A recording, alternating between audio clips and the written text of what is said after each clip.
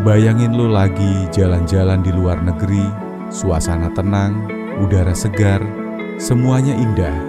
Tiba-tiba lu ditegur, bukan karena kejahatan berat atau kasus besar, tapi hal-hal sederhana yang mungkin lu nggak tahu kalau lu udah melanggar. Karena dunia ini emang punya segudang aturan hukum baik yang tertulis ataupun gak tertulis yang wajib lo tahu. Makanya di video ini gue bakal bahas 5 aturan paling aneh di dunia yang wajib lo tahu.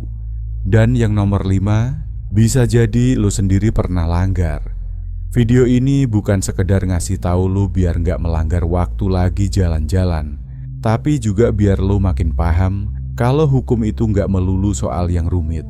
Kadang justru aturan yang terlihat sepele punya alasan dan latar belakang yang menarik. Jadi, tonton sampai habis karena di akhir video ini gue akan jelasin kenapa penting banget buat tahu aturan dan hukum. Bahkan yang menurut kita kelihatannya absurd. Langsung aja yang pertama, jangan pakai kaos Winnie the Pooh lo di taman bermain Polandia. Lo tahu dong karakter lucu yang doyan madu dan temenan sama Piglet? Ya, Winnie the Pooh. Tapi di sebuah kota kecil bernama Tusin, Pooh bukan sekadar tokoh kartun yang lucu. Dia dianggap nggak sopan. Karena pada tahun 2014, para pejabat kota debat panjang dan melarang gambar Winnie the Pooh ada di sekitar taman bermain anak-anak di kota Tusin. Dan tahu nggak kenapa Pooh dilarang? Karena dia cuma pakai baju dan nggak pakai celana. Pejabat kota tersebut bilang, kalau ini nggak etis buat anak-anak. Nggak ada sanksi resmi sih kalau lu pakai kaosnya ke sana. Tapi siap-siap aja dapat tatapan tajam atau teguran dari warga sekitar. Jadi mending jangan bawa kaos dan aksesoris Winnie the Pooh ke taman bermain anak-anak di Polandia. Jangan flush toilet lo di atas jam 10 malam kalau lagi di Swiss. Sebenarnya peraturan ini dibuat pemerintah Swiss biar lo nggak berisik dan mengganggu tetangga antara pukul 10 malam hingga 6 pagi. Karena waktu ini adalah waktunya istirahat. Tapi biasanya kalau lo tinggal di apartemen atau sewa properti, pemilik biasanya pasang aturan sendiri. Bukan cuma flush toilet, bahkan mesin cuci, pengering, atau mesin cuci piring juga bisa dilarang dinyalain malam-malam. Tujuannya supaya nggak ganggu tetangga aja. Nggak ada sanksi yang berat sih, tapi tetap lo nggak boleh berisik di Swiss kalau udah di atas jam 10 malam. Jangan ngunyah permen karet sembarangan kalau lagi di Singapura.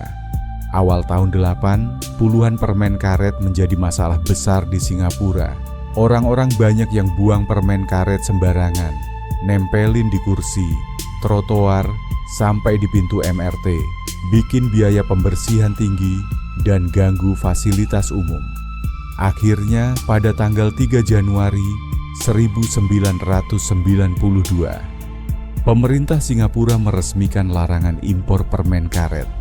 Kalau lo berani impor permen karet, bisa didenda $100.000 Singapura. Atau kalau dirupiahin itu sekitar 1,2 miliar. Tapi jangan khawatir, sejak 2004 ada pengecualian terhadap permen karet medis, kayak buat terapi berhenti merokok atau kesehatan gigi. Tapi itu juga cuma dijual di apotek dan rasanya hambar. Jadi faktanya lo tetap boleh makan permen karet. Tapi ingat, bekasnya jangan dibuang sembarangan. Karena lo pasti kena denda besar kalau buang sampah sembarangan. Jangan pernah kepikiran manjat pohon di Toronto, Kanada. Ada satu kejadian pada tahun 2013. Seorang warga Toronto yang coba menentang peraturan ini.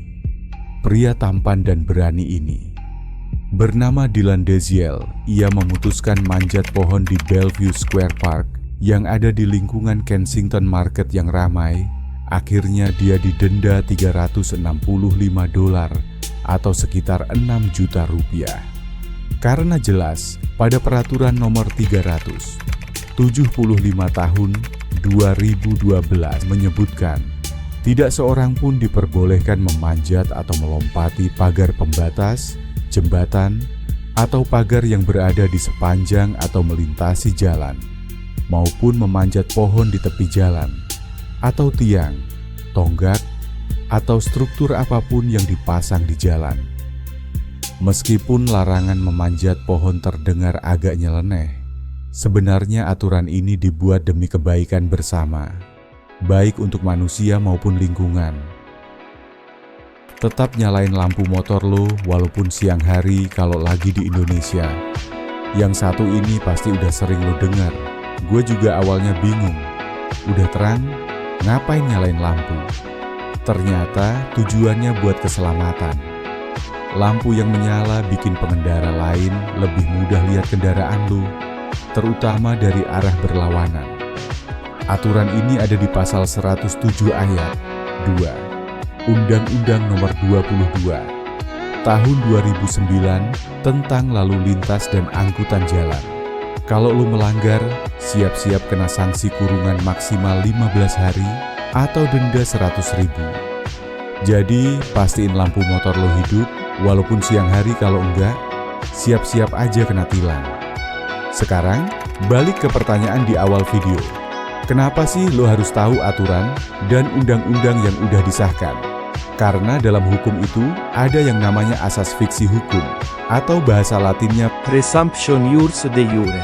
Artinya, begitu sebuah aturan udah disahkan, semua orang dianggap tahu hukum itu, meskipun lo gak tahu atau belum pernah baca sekalipun. Jadi, menurut kalian, aturan-aturan itu udah cukup aneh belum? Atau ada aturan di daerah kalian yang lebih aneh? Boleh sharing di kolom komentar.